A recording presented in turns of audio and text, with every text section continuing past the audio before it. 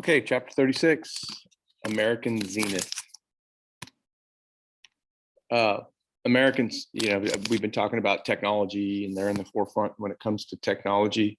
And that continues through the 1950s, and that's what's going to drive the economy. Early computers, no doubt about it, along with military projects, was really driving the economy. The invention of the transistor exploded the electronics field. This is a huge, massive computer in the 1950s that has way less power than this cell phone right here. So that was obviously huge during the 1950s. Airplanes, a lot of air travel in the 1950s and into the 60s with airplanes that look like that. Aerospace industries progressed as the Boeing company made the first passenger jet airplane, which was adapted from what you'll learn in this chapter, super bombers from Strategic Air Command. And this is a 707. Look at all the legroom they had back then compared to the amount of legroom that we have now. This is a picture of Air Force One. This is on the tarmac in Seattle. You could see that this was Eisenhower's plane. You could tour that if you get an opportunity. It's great, seen it before.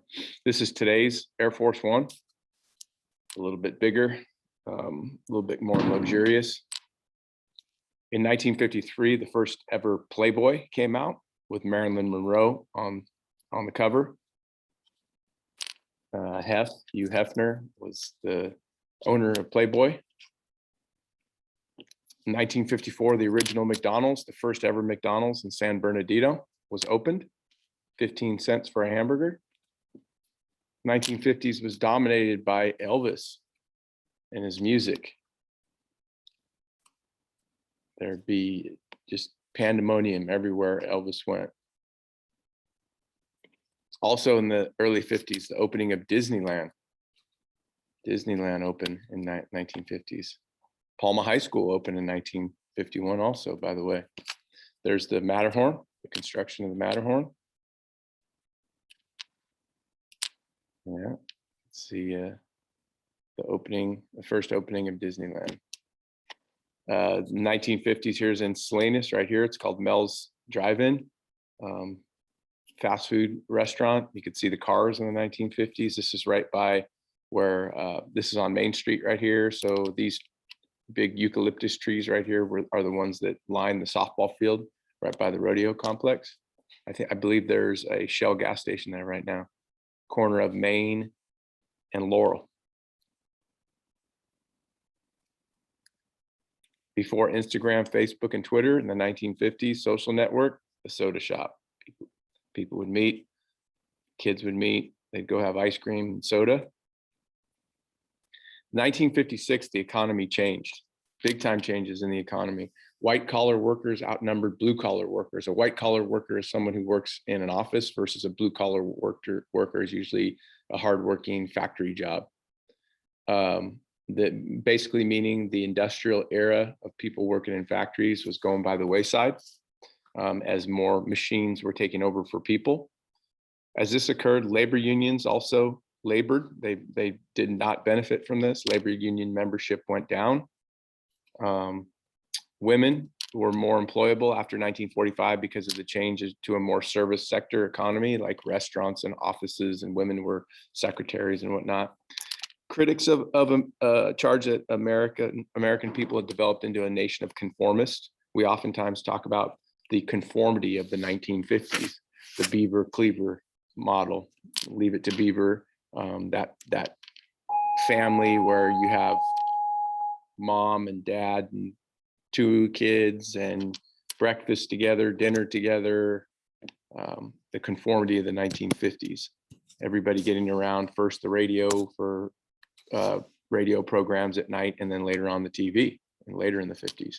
So here's that look right here, that conformity of the 1950s, the Ozzie Harriet show and the Leave It to Beaver show.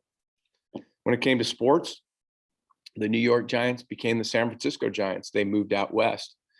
Kind of a microcosm of the trend that was going on in this country as more and more people were moving out west.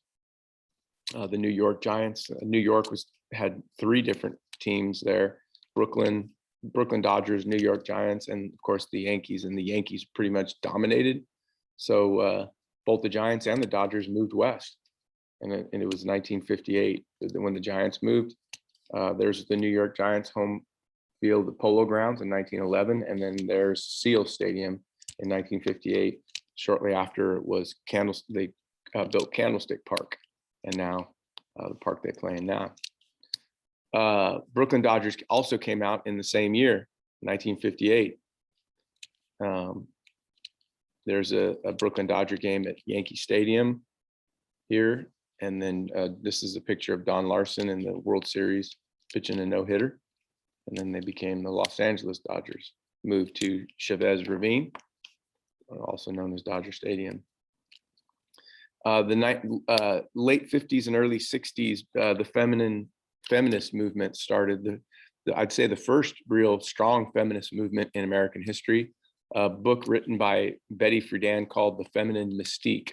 This launched this modern women's liberation movement that will continue all the way through the 70s. And she discussed in this book the boredom of suburban housewifery. She basically said that women should not just stay at home, be barefoot and pregnant. They should go out and work and go out and do more things and be more of an activist. And there is Betty Friedan. And that is what a 1950s television looked like.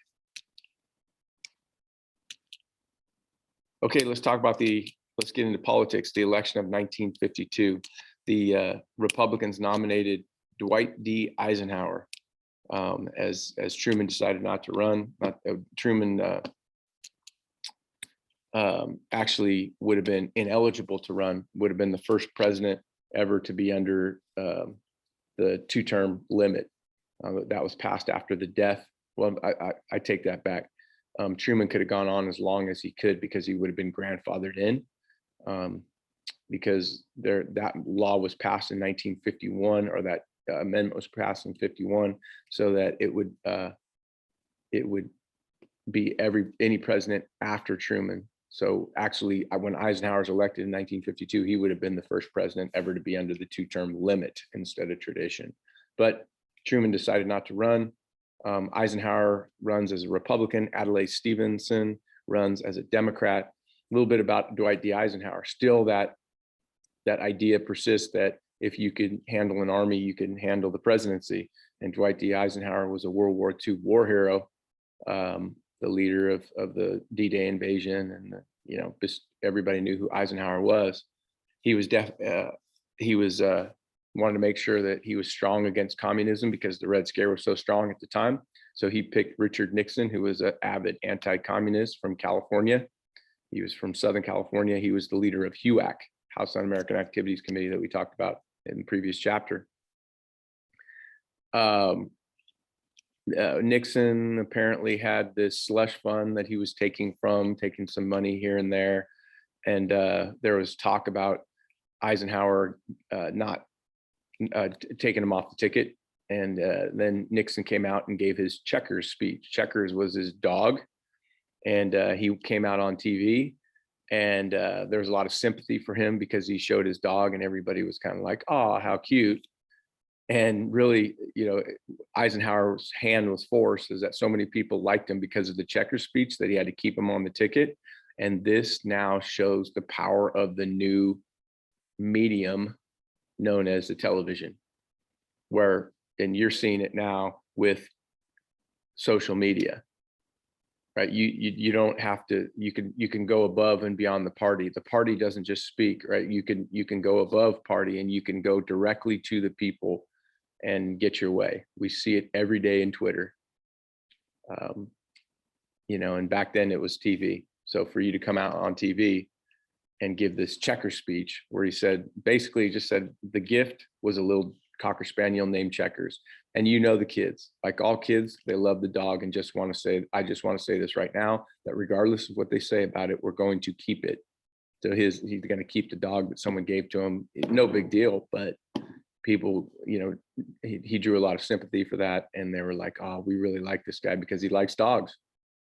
And he gets to stay on the ticket and becomes vice president, later on become president of the United States.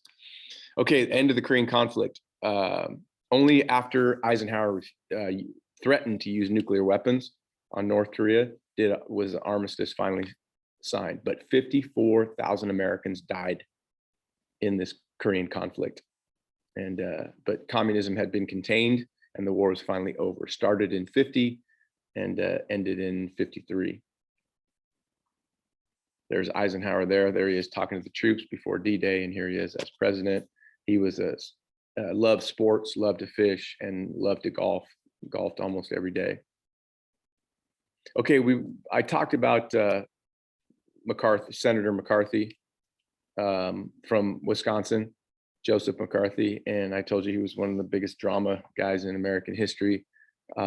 He came out and he went too far at this point in 1954 when he accused the State Department and the Army of being riddled with communists. He had said that the Secretary of State, Dean Acheson, was knowingly employing 205 Communist Party members, and people were freaking out, thinking that this was, oh my God, I can't believe that we have 205 communists in the State Department. What's going on? So he set up all these trials that were televised.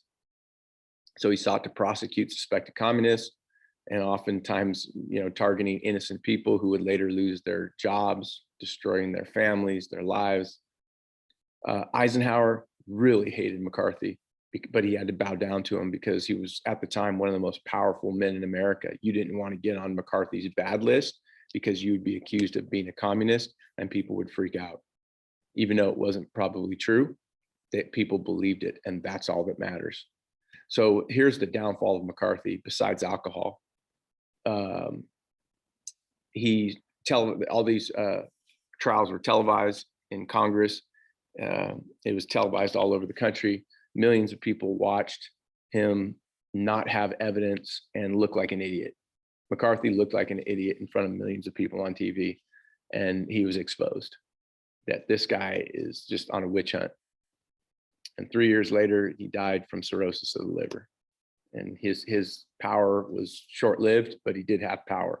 As this political cartoon suggests right here, he's sitting on the lap of Eisenhower. You could see how uneasy Eisenhower is, but he has his pen, and he's going to have some say in party politics, national issues, and foreign policy because of, the fact that he was so powerful. People didn't want to get on his list because you'd be accused of being a communist, even though everything was all, but he was later exposed. So, okay, let's talk about desegregation in the South.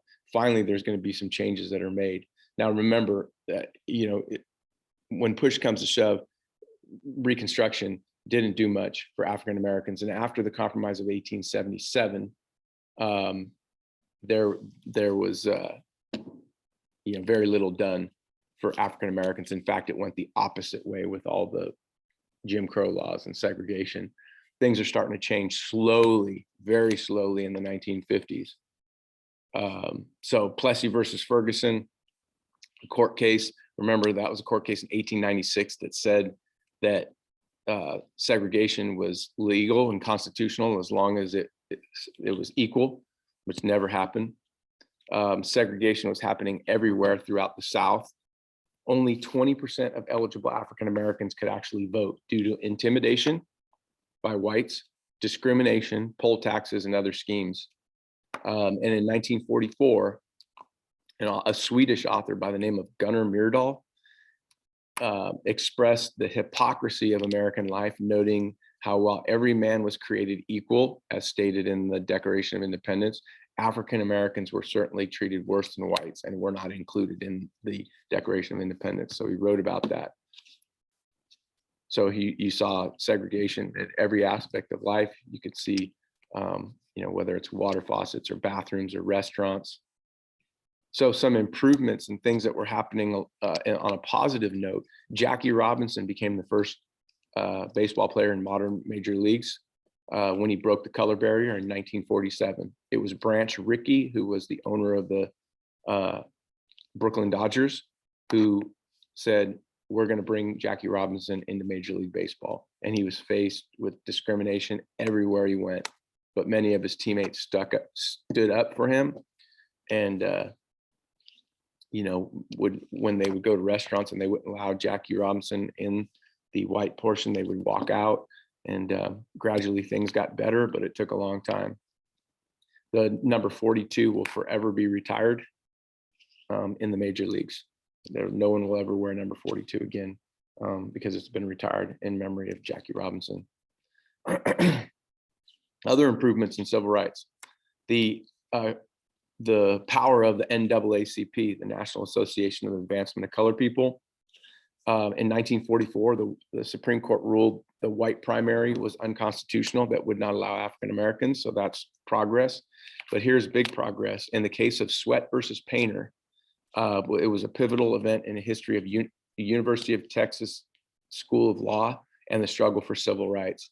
When Haman Marion Sweatt, an African-American postal worker from Houston, was denied admission to the University of Texas Law School in 1946, the NAACP's legal team, led by future Supreme Court Justice Thurgood Marshall, carried the legal battle to the United States Supreme Court, which struck down the system of separate but equal graduate school education and paved the way for the landmark decision in Brown versus Topeka Board of Education.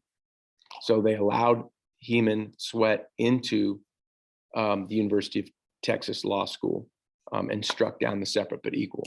So that did definitely pave the way for the landmark, huge case, one of the biggest Supreme Court cases in the history of the United States, Brown versus Topeka Board of Education.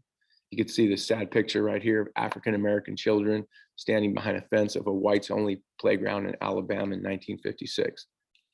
Very sad picture.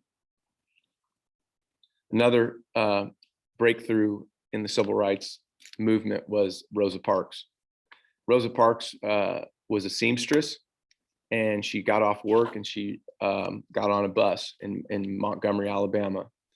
She refused to give up her seat. Apparently, she was sitting in the back where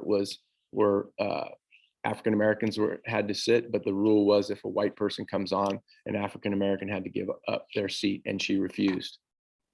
And she refused to give up her seat. The bus driver radioed ahead. The police were waiting for him at the next bus stop, and they arrested her. And there's Rosa Parks being arrested. But definitely this created hysteria, created anger nationwide, and led to Martin Luther King coming down there and boycotting the buses. That was huge. In 1946, I've talked about this before, but Harry Truman desegregated the armed forces finally with an executive order. Executive Order 9981 desegregated the armed forces. You had a conservative Chief Justice of the United States by the name of Earl Warren, but even though he was conservative and was against civil rights, started to rule the other way and helped in that area and in many of the rulings, and probably the most well-known court case that he presided over was Brown versus Topeka Board of Education. Basically, Brown said that segregation in public schools was inherently unequal and unconstitutional. It reversed the court's earlier declaration in Plessy versus Ferguson when it came to schools. It called for desegregation of schools. It didn't stop there, though. It actually called for integration of schools, busing, taking African-American kids from the inner city, putting them on a bus and sending them out to the suburbs and having them go to schools in the suburbs. So it actually called for integration of schools. Probably the most well-known example of integration of schools was the Little Rock Nine. So Eisenhower, who was no real civil rights advocate, he never really came out for or against, but he wasn't someone who was going to be, pushing for it. But definitely he was challenged with this, what happened in Little Rock, Arkansas. They were trying to, the situation in Little Rock High School was a suburban school, and it was whites only. And after Brown, they were made to be integrated. They were going to integrate the school. So they were going to bus in these 9 African Americans that applied to be bused in, and they were going to be bused to the high school. They were going to be the first to do that. Well, they were met with stiff resistance. In September of 1957, Orville Faubus, who was the governor of Arkansas, mobilized the National Guard to prevent the 9 Black students from enrolling at Little Rock Central High School. So the governor said, that's not going to happen on my watch. And he mobilized the National Guard to go stand outside of Little Rock Central High School and prevent the African Americans from coming in. How scary it was for these 9 who walked up to, anger, people that were yelling at them, people who were spitting at them. And this is a picture of Elizabeth Eckford at a bus stop after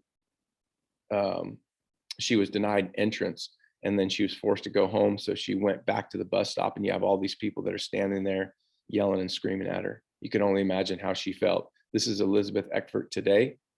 She is still alive.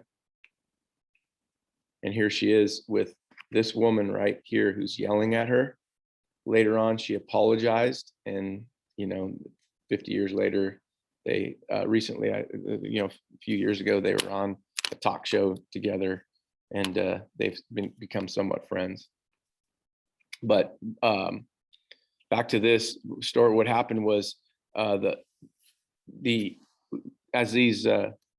basically the governor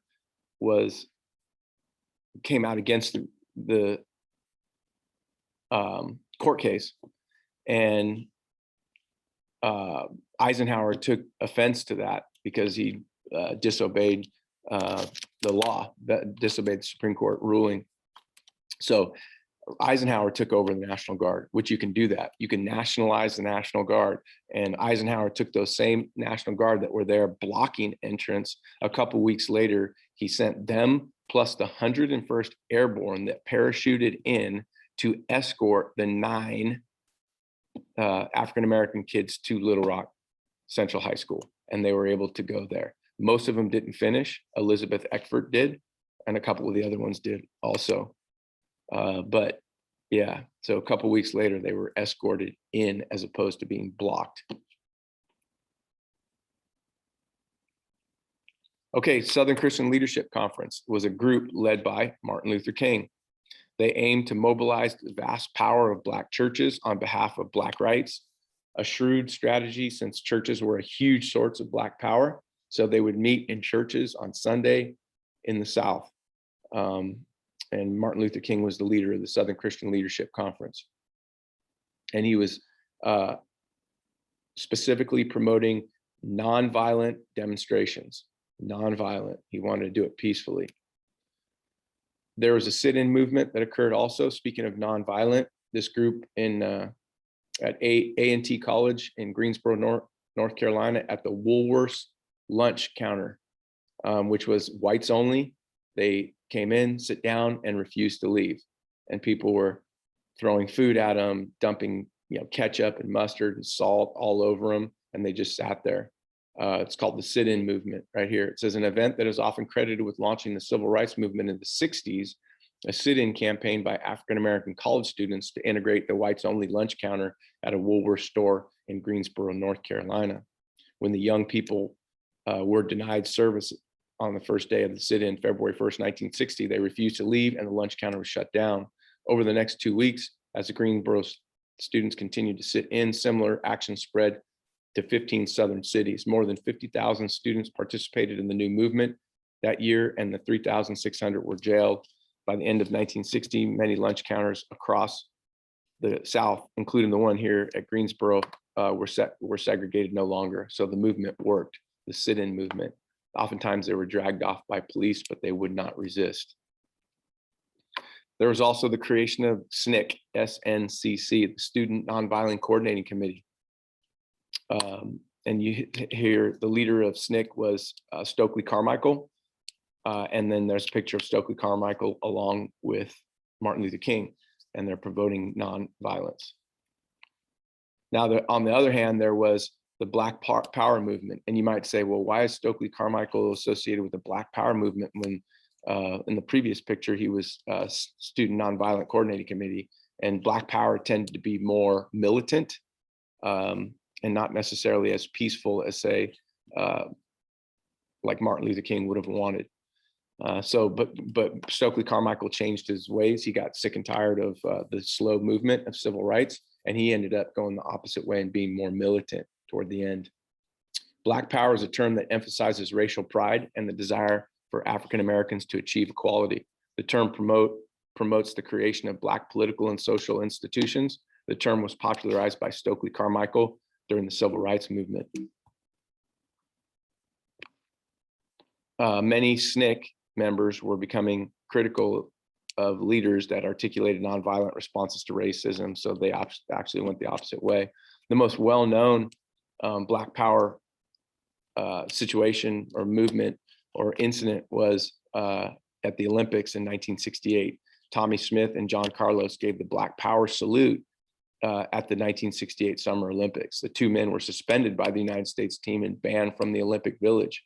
The action is considered a milestone of the civil rights movement. Oftentimes, Colin Kaepernick taking a knee was associated with Tommie Smith and John Carlos and the Black Power movement. Okay, so let's talk again about get more into the politics and what Eisenhower believed in. Eisenhower believed in dynamic conservatism, or another work term for it was modern republicanism. There had to be some kind of acknowledgement that the New Deal was good. So many people liked it. I mean, think about it. You had Roosevelt, who was elected to 4 terms, and then you had Truman was elected to his own term with the Fair Deal. People liked the New Deal. They liked government involvement for the most part. Not everybody, but enough people did that if you're a Republican, you better acknowledge that. And Eisenhower did with this dynamic conservatism, modern republicanism. I will be conservative when it comes to money matters and liberal when it comes to human beings. So he doesn't want to spend a bunch of money, but he's going to help human beings out when they need to be helped.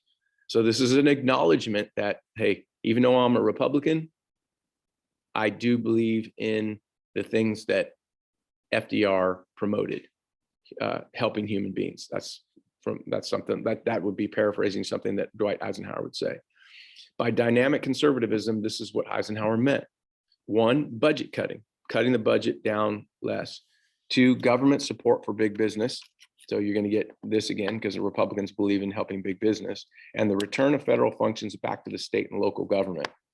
Like instead of the government paying for every little thing, the states are going to have to kick in. So that was his way of kind of throwing the New Deal spin on his policy. The goal of Ike, to roll back the gains of the New Deal, right? But not all of them. He wanted to decrease government spending by decreasing military spending. So, hey, not spend so much on military. Why are we spending billions and billions of dollars on military? Let's cut back on that. And then we can use some of the money to help people. He tried to transfer control of offshore oil fields to the states instead of the federal government. He tried to curb the TVA by setting up private companies to take over the dams instead of the United States government. His Secretary of Health and Education and Welfare condemned the free distribution of the Salk anti-polio vaccine, right? This probably, you understand that this is kind of what's going on right now. All these vaccinations are free. Most people aren't paying for the vaccination. The federal government is paying the bill, and they're paying a ton of money. Well, back then it was polio. They came up with a polio vaccine, and people were ecstatic about that. And the government was paying for people to get it. And he's saying, you can't do this for free. People have to pay for it. And he also cracked down on illegal Mexican immigration that cut down the success of the Bracero program. So Republicans tend to want to cut down on immigration. As much as he wanted to cut down the amount of money that was spent, he in his Interstate Highway Act of 1956 dwarfed any and every New Deal program there was out there, including the CCC, TVA, even the TVA. The system of highways to connect all the big cities together throughout the country, right? The reason that this was originally created was the fear of nuclear attack. Like, let's say now that nuclear, we'll find out in this chapter that long-range nuclear attack was possible. You could launch a nuke from Russia and hit Kansas City in the middle of the country. From Russia, they could hit it. So what would happen? The fear was, if Kansas City were attacked, how would you get the troops there from Washington, D.C. or from California? Well, you needed a system of roads so that you could get there. Today you can hop in your car in Salinas, California and get anywhere in the country here driving. You can drive anywhere. There's nowhere that you can't get to, any one of these cities. And it's a system of highways that was created in 1956, the Interstate Highway Act. The amount of money that was spent to build these highways to connect all the cities together for protection purposes was outrageous. 42,000 miles of interstate freeways.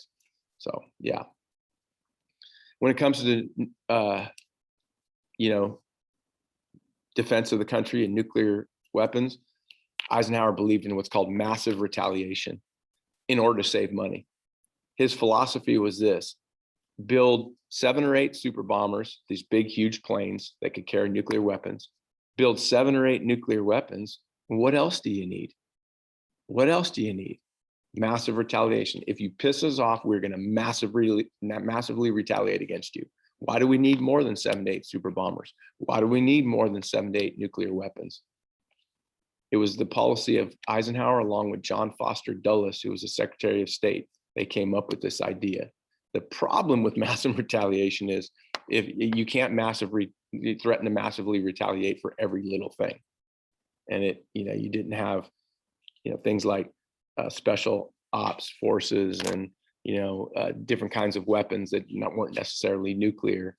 So it was an idea that was hatched to try to save money, but at the end of the day, it didn't work. And it never really came to fruition, because they built hundreds of these B-52 bombers that you see right here.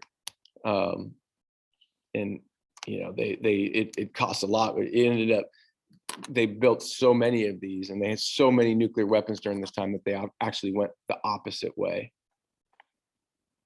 The B-52 here also made the first known airborne hydrogen bomb drop, not just a nuclear bomb, but a hydrogen bomb.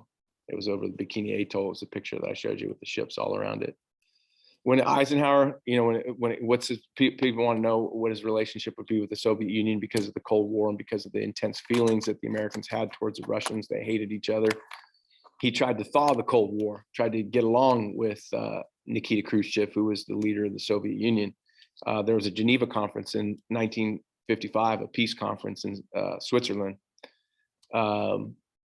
And they talked about open skies, like we should be able to spy on each other. And they said, no, we're not going to do that. But basically, the spirit of Geneva existed. They became friends. The wives became friends. And there was this, hey, maybe we could get along with the Soviet Union. So there was a spirit of Geneva. They called it a good feelings, like maybe this could work. And then that's not going to last very long, because you're going to have things like what's going on in Vietnam. The leader of Vietnam was a man by the name of Ho Chi Minh, and he became communist. The North Vietnam was communist, South Vietnam was democratic. Very similar to the situation in Korea. In Korea, the 38th parallel separated North Korea, communist, South Korea, Democrat. The 17th parallel separated North and South Vietnam, North being communist. Originally Vietnam was a colony of France, and then the French got out of there. And then the North Vietnamese were threatening to take over the South Vietnamese and make it all communist. So very deja vu of Korea, and it's a potential hotspot. It will be a hotspot, and we're going to fight a long war there down the road. Okay, the ending of the spirit of Geneva, things were going on that that pitted the United States against the USSR. In 1956, the Hungarians revolted against the USSR to try to get their freedom, and the Soviets sent the tanks in and crushed the Hungarians and forced them to be communist. And then in 1953, to protect oil supplies in the Middle East, the CIA from the United States engineered a coup in Iran that installed the Shah, an American educated leader in Iran, so that we could have access to oil and that the Soviets couldn't get access to that oil. So we are pulling the strings in Iran, and Russia didn't like that. And then there was a Suez Canal crisis where the president of Egypt was trying to get money to build a dam in the Upper Nile, and kind of openly asked the Soviet Union for money, and the US and Britain. And this became, basically the Soviets helped, but we didn't. And there was a lot of anger and resentment for that. OPEC, creation of OPEC, and still around today, Organization of Petroleum Exporting Countries. Basically, this is a monopoly. These countries have oil. They know everybody wants it and needs it. So they're going to make sure that they get together and form a monopoly. And this monopoly, they're going to decide what the price of a barrel of oil is. They do it together, collectively. It's Saudi Arabia, Kuwait, Iraq, Iran, Venezuela, all got together. You could see some of these other countries as well later on. They are oil producing countries that have a monopoly over oil, and they decide what they get for each barrel, so that they don't undercut each other. It's a monopoly through and through. You might say, well, I thought monopolies were illegal. Yes, but this is a world organization and we have no control over that. And we need that oil, obviously. Okay, the election of 56, Eisenhower is going to be reelected. Ike had a heart attack right before the election, but he recovered from that. And he also had an abdominal operation, but he recovered from that. And he's going to win this election of 1956. Adlai Stevenson is going to win in the Deep South. But that's about it. Eisenhower came out with his Eisenhower Doctrine, what he believed, as president, just like Truman had a doctrine. In 1957, his speech to Congress, Eisenhower recommended the use of American forces to protect Middle East states against overt aggression from nations controlled by international communism. So basically, it's send boatloads of money to Middle Eastern countries like Iran to protect them from being taken over by the Soviets. So now, Truman Doctrine was, helping countries that are being threatened by communists from inside and from outside forces. And also in his Point 4 program, Truman money to underdeveloped countries. Eisenhower specifically saying we're sending money to Middle Eastern countries to protect them from, communists. And that's the end of part 1.